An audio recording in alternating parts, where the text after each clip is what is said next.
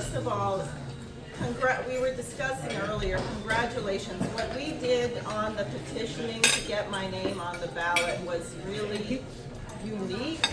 It looks like Robert Kennedy Jr. will end up on the ballot after paying $3 million, $4 million.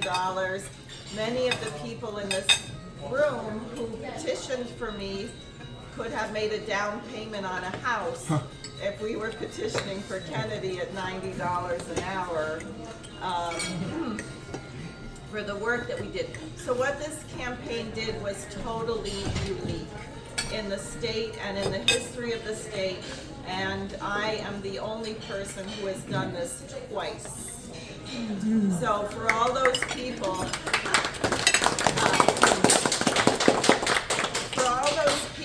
in 2022, like Larry Sharp in the Libertarian Party for his own opportunistic reasons, and Howie Hawkins in the Green Party for his own FBI or whatever related reasons, who said, we don't know if Diane really did it because no one looked at her petitions. Forget it. We did it. So, why am I running for U.S. Senate? And I will tell you, I actually think I should be running for president. Why not? I should.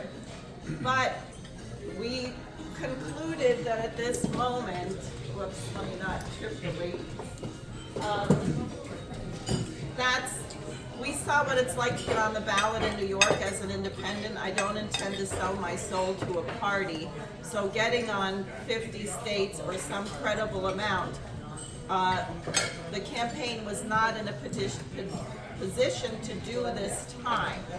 And we are suffering greatly for lack of a qualified presidential candidate.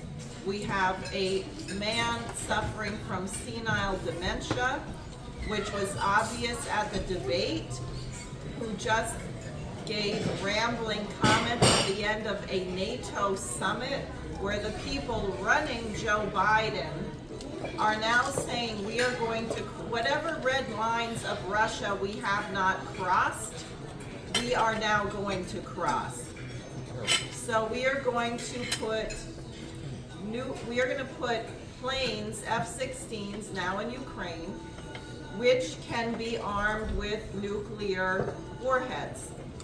Now, if you were Russia and you knew there was a plane that could carry a nuclear warhead, what are you going to do? Call up the pilot? Hi, can you tell me, do you have a nuclear bomb on this plane? No. Russia will be required to shoot these down. What do you think the U.S. would do? President Biden, or whoever dictates to him what to do, has said that it's perfectly legitimate for Ukraine to use American weapons to strike targets inside territory that is undeniably Russian. We are now killing civilians on beaches in Crimea. We are now striking radar facilities, and unlike the United States, Russia has in writing a no first use policy. Russia has in writing that they will not use nuclear weapons preemptively, and the conditions under which they would use nuclear weapons are that they are facing an existential threat to their existence, or that the ability to launch a second strike, their ability for deterrence is destroyed. So, what does the radar early warning system mean? And what does it mean when the United States says that we want to launch a disabling strike? That we want to launch a strike which prevents Russia from launching a return strike, because they say their nuclear weapons are for deterrence. But if we knock out their ability to launch a second strike, we have knocked out the purpose of their nuclear weapons, and under their written documents, Destroying their ability for deterrence is also reason to use a nuclear weapon. Now, Putin doesn't want to do that because they have virtually won the war in Ukraine, and therefore he has no desire to expand the war. They want to end the thing. He made a proposal on June 14th for a peace plan, which if we had any sane leadership in the West, would be taken as a starting point for negotiations. But instead, the West said out of hand, no, we're not taking it seriously. And then they went ahead and held this ridiculous NATO conference. And you realize NATO could disintegrate. Turkey, which apparently has the largest standing army in Europe, now wants to join the BRICS. Now, I hate to say it, but being a member of the BRICS and being a member of NATO is not compatible. That's not very good for NATO. Then you have the Prime Minister of Hungary, Viktor Orban. Hungary is now the head of the European Commission. So he seized the moment and met with Zelensky, and I think it's interesting that Zelensky met with him. And people may have seen the short video clip where even the drug addict guy who plays the piano with certain parts of his anatomy that I can't say in front of children, even that guy is getting a little unnerved by the number of Ukrainians who have died. So he said, we have to talk, we don't have long. So Zelensky met with Orban. Then Orban met with Putin. Then Orban met with Xi Jinping. And guess what, in the US, did he meet with Joe Biden? No, what's the point? Maybe you meet with Joe Biden if you want to deliver a box of defense. Otherwise, why do you meet with Biden? You don't meet with Biden. He met with Trump because everyone is expecting at the moment that Donald Trump will be the next president. And, you know, there's going to be massive election fraud, as there has been in many elections in the U.S. So I don't know. I'm not going to project who will win. I will say Biden is obviously not qualified. Kamala Harris is a pothead laughingstock. And the media is putting out polls saying that it would be close. It's not close. They're just putting out the polls to prepare to steal the election. But that being said, you get back to my point. While Trump would probably get us off the trajectory of a nuclear war with Russia, his policy in the Middle East, his demeanor is not presidential. Kennedy, he's very clear about Russia, Ukraine. He's horrific on Gaza, where the British journal, The Lancet, is now saying that there are 186,000 dead Palestinians. And that is based on not just people, the count that they've gotten from the hospitals, but people who have starved, people are buried under rubble, people who are missing. So probably the number of dead in Palestine, Gaza, is 186,000. And the world is horrified. And this is the other thing. Which of these presidential candidates has any sense of how the United States is seen by the world? Will anybody ever trust us again? Will we ever be able to sign a treaty? Who would care to make a treaty with the United States? How do we restore the trust in our nation? So the point of this campaign in New York, and Jose Vega running for Congress, is that we are running national and international campaigns to try and bring into the battle what is right now the most important branch of American government, which is the American people. Because the American people, under our Constitution, have an enormous amount of power. And the American people have chosen not to use the power that they have. And this began at the end of the Vietnam War. Think about what happened. There was an anti-war movement. There was a civil rights movement under Martin Luther King, a patriotic American Christian preacher. What happened? They assassinated him. Then what happened? The FBI took over in the form of the Black nationalist movement. And what happened to the anti-Vietnam movement? Drugs, free sex, rock and roll. So a movement which could have functioned for the good to get the United States back to our founding principles was rendered impotent by the counterculture. And what we have to do now, because we're in obviously we're in a transition. We're in a complete transition. Everything is up for grabs.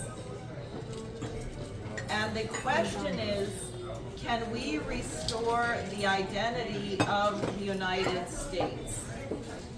Can we act as our nation was intended, as our founding fathers realized, which is that we were a bulwark against colonialism on the whole planet? That the idea of the American Revolution was that every single nation on the planet had a right to self-government. And as John Quincy Adams said, it was not that we were going to run around dictating to these nations how they should run their government, what language they should speak, what religion, how often they should hold elections, how many people. That wasn't the idea. The founding of the United States was to assert a true principle that human beings, by nature of our creation in the image of the Creator, by nature of the fact that we have a spark that allows us to discover new things, to discover new principles, to increase what LaRouche called the potential population density, that human beings discovered how to use fire. And what did that allow us to do? Cook our food. Barbecue. Barbecue, right. And what does that mean? It means if you cook your food, you don't die from the cooties that are in the food. You don't get foodborne diseases. You can keep it longer. And we also discovered heat-powered machines. We discovered steam engines. So what we discovered is how mankind can have more power over nature, that we can use our resources more and more efficiently, which means that what we used to consider the American dream, which is the future generations, would have a higher standard of living than we do and be more numerous. There would be more people who lived longer, who were better educated, who were healthier, and that was the natural course of development of humanity. And what came in the 60s? What came in this rock, drug, sex counterculture? Oh no, you are no better than a mosquito. In fact, you're worse than a mosquito, because at least the mosquitoes don't kill other mosquitoes, which is not true. But at least they don't do that. You're worse than that. You want to build a bridge? Forget it. You're going to upset the habitat of the man-eating leech, right? So you can't build a bridge. You can't do this. And we've gone backwards. And what happens is if you disrupt what is the natural development of mankind to become more numerous, to consume more energy per capita, which is a good thing, you don't just get a gradual tapering off, you get a hyperbolic collapse. If you reduce the so-called carrying capacity, if you reduce the potential population density, imagine New York City without electricity. How long would it take for people to die in huge numbers? What are the implications of shutting down Indian Point and saying we're going to replace that by covering Long Island with solar panels? You're talking about increasing the death rate. We have people here from Texas, they saw it already. When you get a deep freeze and your power lines freeze and your windmills don't turn, people die. Or a tornado or a hurricane. Right, and that's where we're going. And we terrorize children by saying, man-made climate change. Stop exhaling. Your mother is destroying the planet because she talks too much. Right? So we're at a point where 2/3 of the world's population has rejected that model. And they're saying, you know what, we want electricity, we want to grow food. The people of Haiti don't want to burn charcoal and cow dung forever. They'd like a modern coal-fired power plant if they can't get a nuclear power plant right away. So the British Empire has lost control of the planet. And what you have is an elite group of billionaires between the City of London and Wall Street and the intelligence agencies and the military agencies which they control, trying to cling on. Now, I wanted Fox and Alex to say a little bit because some people were with us earlier. We visited the home of Frederick Church, and we did visit the home of Thomas Cole. But when you look at what's called the Hudson School of American Painting, it is not a school of American painting. It's a conspiracy. These people were patriots. They were tied to the people in Europe like Humboldt, who had developed the whole education system there. And they had a beautiful idea, as Friedrich Schiller did, about the relationship between man and nature and human society. And that you could do things that were powerful, which were also beautiful. And as people know, Schiller said, Friedrich Schiller was horrifically disappointed by the French Revolution. And if you read Schiller's paper on universal history, it's amazing because it was before the French Revolution but after the American Revolution. And he says in that paper, the world has changed. Finally, man is going to be recognized as himself. We're going to have governments that respect the principle of the general welfare. Mankind has been liberated. It was totally optimistic. And then the French Revolution, which everyone thought we're going to get the American Revolution repeated, but it didn't happen. The British and various bankers, Jacques Niquet, the Swiss banker deployed by the British, undermined it. And what happened in France? A bloodbath. Everyone got their head chopped off. All the best intellectuals were guillotined. And it was horrifically disappointing. And Schiller said, how could it be? Mankind is in this revolutionary moment. We just had the American Revolution. Why couldn't they repeat it in France? And he said, a great moment, a moment of opportunity has found a people that is too small. That people were able to be, how did Nikkei, oh, the king and queen are spending too much money. Think about what the populists say about the migrants. Well, they're getting all this free stuff. Well, you know what? Organizing a movement based on selfishness or greed is not going to work. And so it's a big question which way the United States will go, because if we say, wow, like a 3-year-old, he has something I don't have. He got a free cell phone and he gets to sleep in a hotel room with 15 other people. You see, they're just manipulating. Does that mean it's good that New York City has been flooded with 200,000 migrants? No, but who is doing that and why? And do you want to stop it? And what does it expose? So LaRouche said years ago that the only way that the American people can be rallied for our nation to do anything good in the world, is that we have to revive the principles of the American Revolution. And we have to rediscover this. And that's why what we have here, what Fox and Alex did, this treasure of the connection, in a sense, the wellspring between the beautiful ideas that our nation was based on and the fight for them, is so critical, and it's here.